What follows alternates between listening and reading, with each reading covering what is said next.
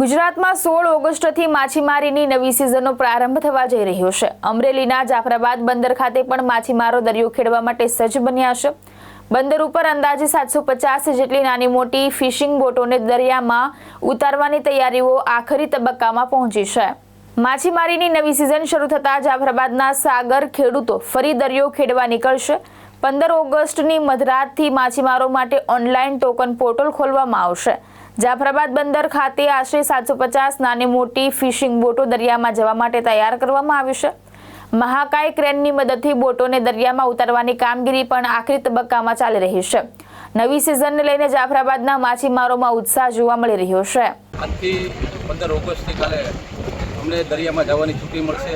Government token આપે છે તો અમે બધા ફિશિંગ માટે નીકળવાના છીએ।